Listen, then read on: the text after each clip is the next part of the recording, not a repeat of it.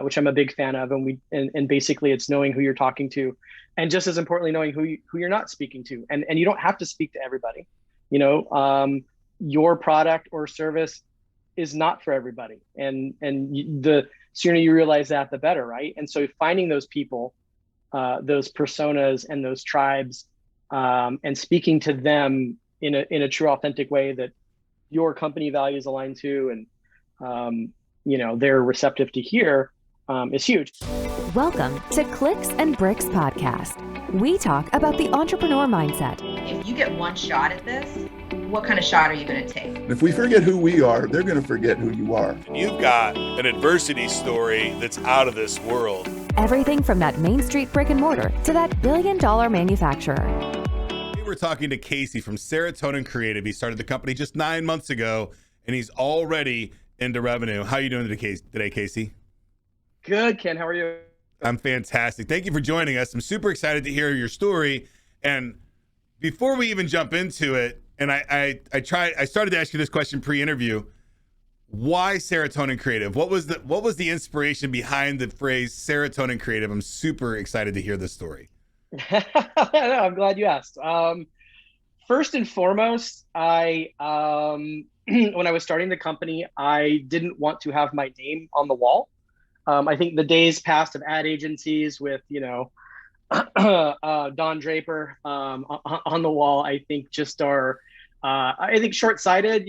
I'd like to build something that is forward-thinking beyond just me and my name, as a company. And then also, I'm a creative director, and I went to art school. I went to Art Center College of Design, but I'm also a science nerd and fanatic. And so, we talk about psychology and communication, right? And so serotonin and dopamine and oxytocin and endorphins are all things that create happiness and connection and desire. And those are all things that are very much related to marketing and branding. So, I think, everyone's very familiar with dopamine, as the sort of happiness drug, and serotonin is as well as oxytocin. But serotonin just sounded cooler than dopamine, so we landed on that. Absolutely. I'm an amateur boxer, and those dopamine dumps and the serotonin dumps, all those things I'm wildly familiar with. And I'm also in the IT business and internet marketing, so I understand that storytelling and creating these emotions are a very, very important part of selling a product or a service. So I think you Right. hit a home run with the name Serotonin Creative. I think it's brilliant, and thank you for coming up with that, because I'm enjoying the heck out of it right now. So Love it. this is February 2022. When did you start Serotonin Creative? I filed the papers for incorporation in May of 21, and really started ramping up around June and July. So Okay. we're fairly new. Right. So you're 1 year post lockdown, nationwide lockdown, right? Or just slightly after. I think we're locked down March of 20, so we're out in August of 20 roughly for most cities in the country. And then a year later, the world's still not back to normal, but you decide to start a marketing company, and you left a pretty good job to do that. Can you tell us about what that story is, where you were before you started Serotonin Creative, and what was your mindset on saying, I'm going to break this security chain that I have, and I'm going to create this whole new world all on my own where there's nobody out to protect me? And I think you said you did this bootstrap, so you didn't even have any third-party money helping you out. That had to be stressful, had Right. to have a lot of adversity in it. Can you tell us a little bit about that story, leaving the corporate world where you were, and then starting your own company? And if you can, even the why. Yeah, I mean, there's a lot there to unpack. But so to start from the transition, I worked at E&J Gallo Winery. I was a creative director there, overseeing. So Gallo has at the time I left, they had about 150 brands. I think there's a lot more now. So I was overseeing around 20 of those. At various times of my tenure, I was there for 4.5 years. And it was amazing. It was an amazing job, amazing role. I was brought in to help prop up their digital capabilities. So I really came in and built a team around, launching their brands on social media, worked with two other creative directors to prop up their website development capabilities, as well as video and photo production. So we were, sort of new to the team, and really, creating all these new and exciting capabilities for them. And we built an amazing team. Everyone that I oversaw was just super talented and fantastic to work with, and miss them dearly still now. Got to travel to Napa every other month or so, and shoot at some of our properties. So yeah, it was an amazing job and an amazing opportunity. But yeah, once we went into lockdown and we all were working remote, as a creative director, I had a really hard time with it. Me and my team usually are locked in in a war room, plastering the walls with all sort of creative ideas, and really working closely on concepting and coming up with all these cool ways to bring these brands to life. And so once we went into lockdown, I just scratching my head, like, I don't know how we're gonna do this. And lo and behold, 18 months later, not only were we doing it, we were doing it well, really well. Everyone stepped up, everyone brought their A game, and I think our production and our capacity went up, like, I don't remember the percentage, but we were doing more and faster.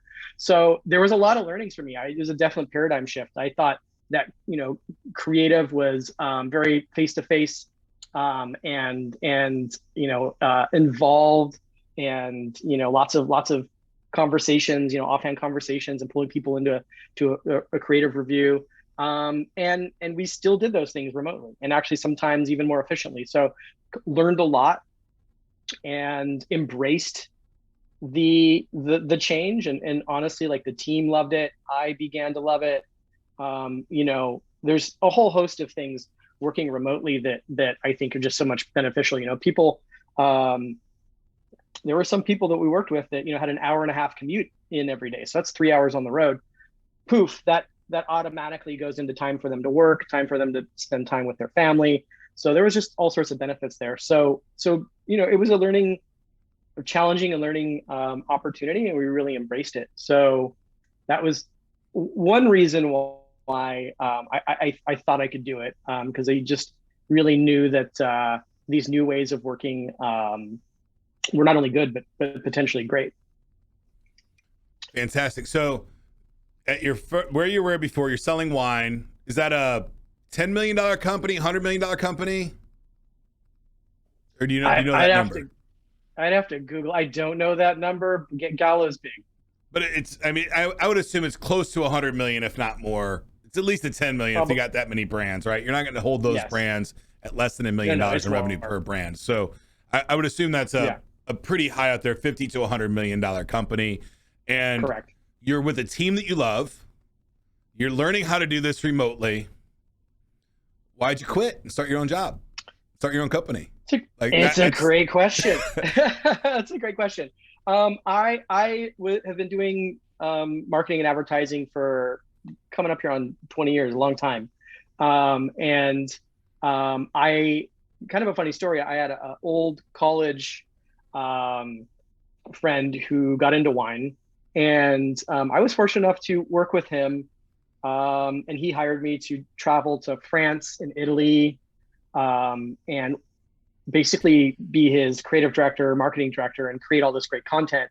So we would travel to Bordeaux and Burgundy and Austria and Tuscany, and interview all of these amazing wine producers and listen to all their crazy stories on and the histories. And it was just an amazing thing. So I would come back to from these trips, and then I would be working on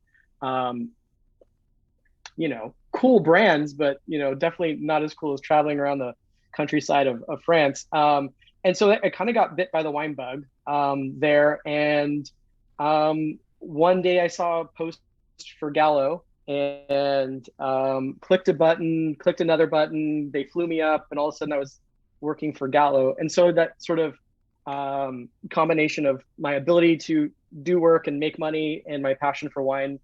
Fortunately, I was able to connect those things. And I did that, and it was exciting and great and an amazing experience. And I learned a ton, and met some amazing people. But after, almost 5 years,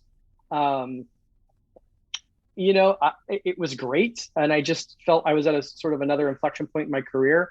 And more I wanted to start to do good. I didn't know what that meant, at the time. And so, is it working with brands that are already doing good? Is it helping companies do good?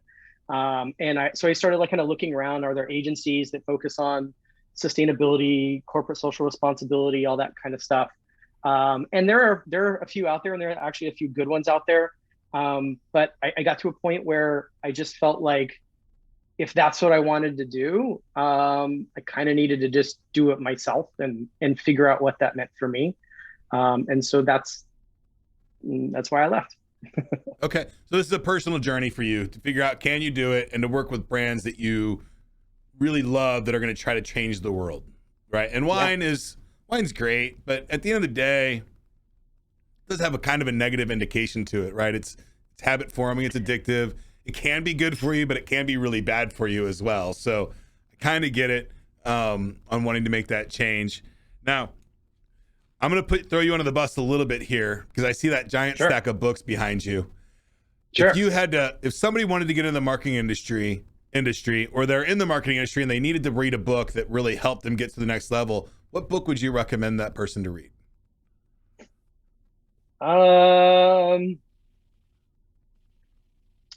I think you can point to it. The Medici Effect by I can't remember his first name, Johansson. It's a fantastic book. It's about the intersectionality of creativity and people. And I read that book, and that was actually one of the books that spurred starting Serotonin. It's a fantastic book. And it's about creativity and divergent thinking and really working with today we call it diversity, but really diversity not just of sex and race and creed and all that stuff, but really a diversity of thought, right? So and I actually incorporate a lot of this into our hiring procedures, where I might find someone who has the perfect pedigree, who is on paper just completely qualified to do the job, but if there's someone who has a decent skill set, who could definitely do the job, and we know that they're capable, but has this much more varied background and interests and life experience, we're going to tend to go with that person. So back to answer your question, I think if you want to get into marketing and you want to get into advertising, this day and age, I would say don't do what I did, which is I went to Art Center College of Design, which is an amazing art school, and don't get me wrong, it was great, but I think we're kind of on the precipice of a creative renaissance right now, and I think that there's so many amazing opportunities to sort of break out of the traditional sort of Mad Men era advertising agencies. I specifically named the company Serotonin Creative Consultancy to not be an ad agency. I could get into that, but I think that I think there's just a lot of opportunity to really work with and hone your career in creativity, not just marketing or advertising. Right. What was the name of the book again? The Medici Effect. The Medici Effect. All right. Mm-hmm. I'm definitely going to check that out. I've recently just read The Hook Point and The Purple Cow, and I think they're both great books. And that brings me to a whole other question. Love Seth Godin. Yeah, I got some Seth in there. Yep. So, and Seth is The Hook Point, right? Also the How to Get a Million Visitors on Instagram or something like that. Purple Cow. Yep. Okay. Yep. So I love both of them. The Purple Cow I thought was great, and Hook Point I thought was really good. The difference between the two, where the Purple Cow talks about creativity a little bit more and Hook Point is really analytics and deep dive into those kind of things. In today's marketing world, it's heavy on analytics and all of these, what's my cost per acquisition, cost per lead, ROI, CPC, CPA, all of these different phrases. It's highly technical now. It's not as just pure creative like it might have been, in the 70s and the 80s and 90s, where you made an amazing commercial and you put it out to all these different people. You can really hone in on your exact audience. That tends to be a highly analytical, different side of your brain thinking process, but you still have to maintain creativity. How do you maintain creativity in a highly analytical world? It's easy. Oh, creativity is creativity, and analytics are just a tool. So you try to stay in the analytic or stay in the creative mindset all the time. Do you end up paying somebody else to do the analytical work and just give you the high level stuff, or do you do the deep dive into the analytics as well? No, we deep dive into analytics. I'm a data junkie, and our whole sort of working mantra is, we test, learn, and optimize. Everything we do, test, learn, and optimize. Test, learn, and optimize. So analytics is a huge factor in what we do, but it's a tool. It's a way of understanding our markets and our demographics and who we're speaking to. But at the end of the day, we are in the communication business, and communication requires empathy and understanding your audience and speaking to them in ways that they feel they're heard and spoken to in a genuine and authentic way. And those things are fundamental, foundational, and really don't change. The tools we use do, maybe the platforms that those communications go out on do, but creativity and communication are just fundamental human things that, if you understand them well and do them right, everything else sort of falls into place. Analytics are amazing. Is one more important than the other? If you had to grade, what's more important, the analytics or the creativity? And you could only choose one, you had to do one or the other, which one would you go with? A boring ad that you had good analytics with, or an amazing ad that you just had to go and not really have any great stats to see how well it did? We've been creative for as a species, 120 something thousand years, and how long have we had analytics? I'm taking creativity, man. Every time?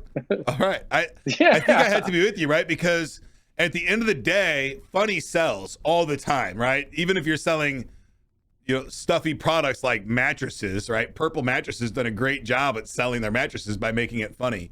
Dollar Shave Club sold more razors than anybody on the planet the year he came out with that silly commercial, right? So, right. And I think if you have to lean on one, lean on being really, really engaging in your content, and then not worry about your analytics that much. Now you have to worry about them somewhat, because if you're producing stuff and you're not making money on it, that's a game you can't play for very long. But I would double down on the creativity, right? And not so much. Don't worry so much about the analytics until you're done with the creative part, right? You'll get through the creative part, and then you got to start worrying about those analytics. Is this product or is this ad actually gonna work for me? Right. Absolutely. And Ken, I think the analytics are really valuable. One thing that really informs what we do is just really knowing our audience. I'll do another shout out to Seth. He has another book called Tribes, which I'm a big fan of, and basically it's knowing who you're talking to, and just as importantly, knowing who you're not speaking to. And you don't have to speak to everybody. Your product or service is not for everybody, and the sooner you realize that, the better, right? And so finding those people, those personas, and those tribes, and speaking to them in a true, authentic way that your company values align to, and they're receptive to hear, is huge. And so analytics does play a big role in that, in helping us find and refine and locate those people. Right. But analytics, I think, and correct me if I'm off base here, you have to start somewhere. And when you're starting, you have no analytics to go with. So you just got to go with your gut and try different stuff And then what the analytics are going to show you is what to try again, to double down on, and what not to try again is really what those analytics are going to tell you. But if you don't do anything, you're not going to have any statistics to even go off of. So it doesn't really matter. Correctly. From a performance base, correct. Right. You know, when you're putting stuff out, you see the engagement, seeing what performs, what doesn't, you know, that's test, learn, and optimize, right? So, but, you know, the analytics and data in terms of, you know, finding your audience and your tribes, you know, is valuable as well. So, you know, I mean, yes, you know, if we had to make a choice, it's creative all the way, but at the end of the day, it's 2022, and we don't have to make that choice. We have all of our abilities and tools at our, you know, that's available to us, and we use them as much as we can. Right. Now, this next question, I know the answer already, but it's still a challenge for me, and I constantly fall into the same traps. And I think a lot of people fall into the same traps when they're selling their product or service. Everybody wants to talk about the benefits and the features of their product or service. How important is it to talk about the outcome that the client will get versus the benefits and the features of your product or service? Whew, great question. You know, you know, it's all about who you are as a company and what you stand for and what your values are that resonate with people, and the features and the benefits are just secondary. And you know, Apple is a great example of that, right? Simon Sinek, he's up there somewhere too. Start with why. Huge fan of him. Huge fan of that concept, the golden circle. You know, and so if you compare Apple to Microsoft, right? Microsoft is going to say, we have the thinnest, the fastest, and the lightest tablet out in the market. Right. Want to buy one? And Simon says, Apple flips that. They say, everything we stand for is about simplicity and creativity and making your life more creative and enjoyable. We happen to make a tablet. Want to buy one? Right? So he flips that. And I think all successful businesses, most successful businesses follow that.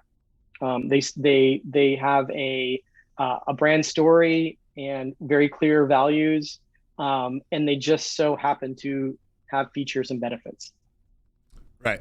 And I fall on the Windows side way more than the Apple side. But if you're an Apple user, you are an Apple user, right? I'm a Windows user, but I'm also a Linux user, and an Android user, and an Apple user, and all those other things. I'm not an Apple user by far. Right. But they created a tribe, right? If you're Apple on everything. Tribes. I fall on the open source side. I'm an open source guy. I like that kind of stuff. So I lean towards more openness on software and those kinds of things, which that puts me in the Windows camp over the Apple camp. So I definitely understand what you're saying, that they're selling a lifestyle or a community, and Microsoft is selling features and benefits, right? They're not selling the brand. And I think Apple makes more money than Microsoft. I'm not 100% sure, but yeah, I think Apple makes more money than anybody. Bear, I think, is the number one right now, but we'll see. I don't know that for sure, but I think that changes between Bear, Microsoft, and Apple, and Tesla's up there. Yeah. Tesla, all those guys. So Google. Fantastic. Yeah.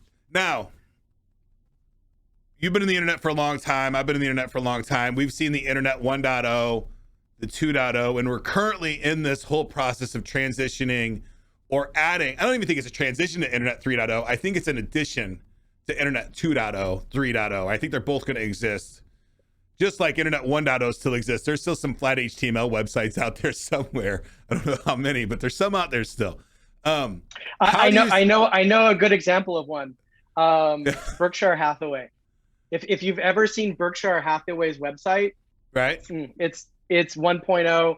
It's the best use case of 1.0. Go look at it after the. It's just the chat. information and basic advertisement, right? This is how you contact It's links. us. It's just links. Yeah, it's amazing. That's all. And it still works, right? It's an online business card, online profile for people to go and check out. It's still viable. So I don't think we ever got rid of internet 1.0 when internet 2.0 came. Still around. But now we're in internet 3.0. I think we're going to be viewing Internet 2 and 1 through Internet 3.0. I think those 2D dimensions are still going to exist on the internet, the flat screens, but we're going to be looking at them in AR and VR. How do you see the future of technology changing your industry specifically? Yeah, I mean, it's exciting times when we talk about Web3 and cryptocurrency and the blockchain. I feel like we're, transported to 1996, right? And we know the internet's cool. We don't know why it's cool yet or how it's cool yet. We just know that it's cool. Some of those companies from the late 90s, early 2000s went off to be, our Googles and our Facebooks and all these amazing companies that we sort of are ubiquitous and we take advantage of, or, we just sort of, don't even think about it anymore. They're just part of a life. They're like a utility. We're back to that, right? And so, our NFT is going to be this interesting, crazy thing in 10, 15, 20 years. Who's to say? Is Bitcoin going to be around? Who's to say? Is Ethereum or Cardano or whatever, going to be the next Web 3.0? Who's to say? But it's super exciting. It's interesting. I'm fascinated by it. I follow it. I own some. I'm doing it just to learn and be a part of it. But I don't think, no one knows. No one has any idea what it's going to be. So right. I'm just buckled up along for the ride and enjoying, the ups and downs and seeing what's going to pan out. It's fascinating. Absolutely. And I don't know which, Cardano, Polkadot, Shiba Coin, those are going to come and go. Probably not right? Shiba Coin.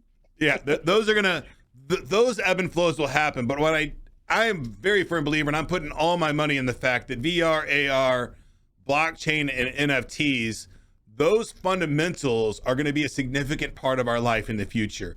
There's zero doubt in my mind that smart contracts for fungible and non-fungible assets in the digital worlds are going to be there. And if you've ever given your kid any amount of money for a Fortnite skin, you've already bought an NFT. You just don't know right. didn't know what it was called, right? It's exactly. Absolutely, it's already here. The cat's out of the bag.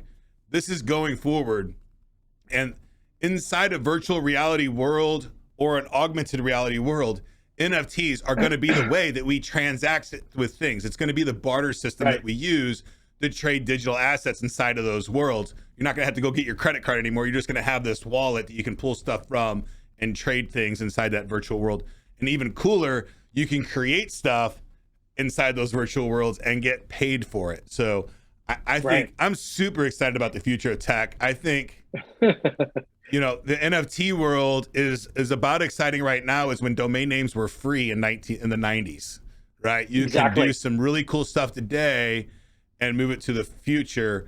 Now, you made a statement earlier that this might be the digital renaissance. What phrase did you use there?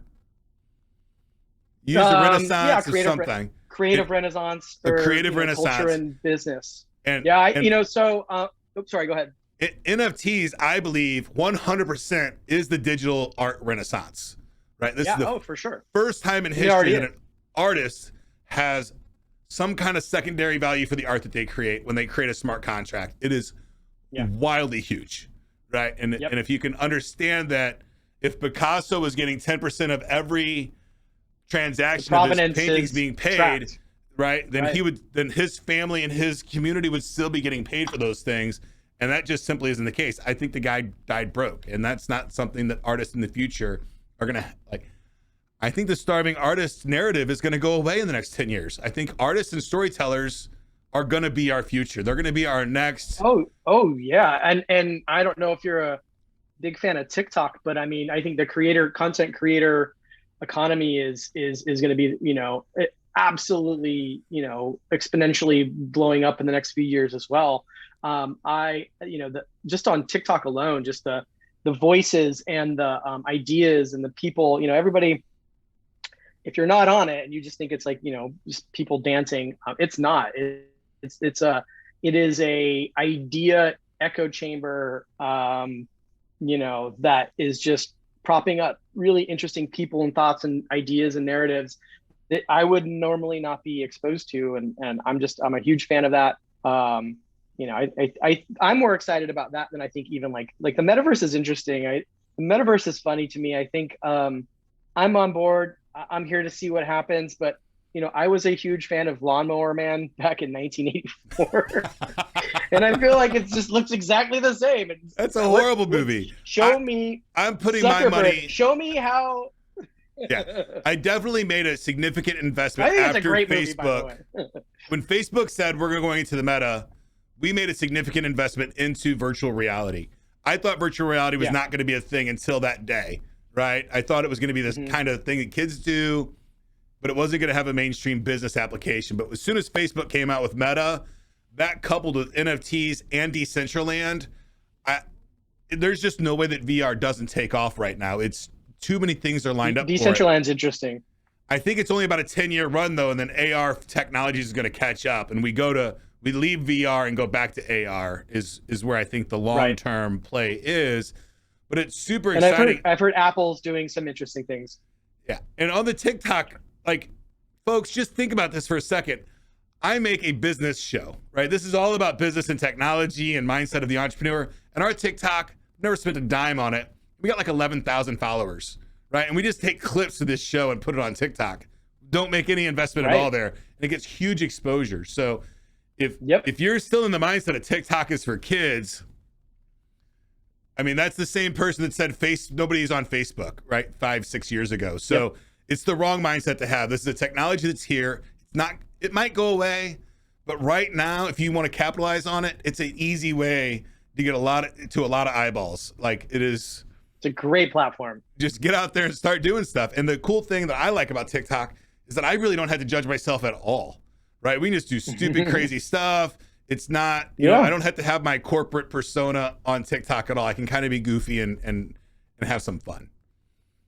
It's a low barrier of entry. It really is. I mean, and I think the more produced and slick your content on TikTok is, I think the less genuine it feels. You know, you kind of, it just needs to be off the cusp with most my favorite creators are literally just taking a walk and talking into their selfie video cell phone as they're walking and talking, and it's great stuff. It's interesting and informative and creative, and so again, I think the content creator economy is just that. I'm super excited about that stuff, and just seeing all of the creative voices out there and being able to chat with them and amplify their signals. I was talking with the guy Steven earlier today on our staff, and we were just talking about listening to people talk, and his point was, if somebody if really passionate about what they're talking about, I don't have to be interested in it, but I want to hear them because it's just fun to hear them talk. He goes, when he listens to me talk about technology, he's like, I don't know anything you're saying, but it's interesting because I know you're passionate about it, right? And the same thing, he's way bigger boxer than I am, and when he talks about boxing, it's just super exciting to listen to because he's passionate about it. So if you're a creator or you want to become a creator, all you have to do is talk about the stuff that you really like to do. That's it. And just do that at massive scale every single day on TikTok. And I think a lot of people out in the world today, if they started doing that, they would have a reasonable living in a year or so, right? If you just stuck to it. It's a wild community. And and I think what I think is interesting is that, it's giving platforms to people that are younger and younger that are embracing it. So you have people in their early 20s, late teens that are just becoming comfortable in creating content and connecting with people and gathering, amassing followers. And they're in their 20s, they're late teens. Like, think about 10 years, 20 years, what, experience and what those voices are going to be like and what sort of opportunities they're going to have. It's exciting. Absolutely.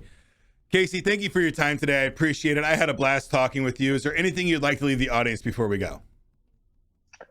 Well, thank you, Ken. This has been an awesome opportunity. I just keep doing what you're doing. Be creative. Absolutely. And if somebody wanted to work with your team specifically, how would they contact you? serotonincreative.com. is our website. I'm on LinkedIn. I'm a big LinkedIn fan. So Casey Hogue on LinkedIn. My email is Casey@Serotonin Creative if you want to reach out directly.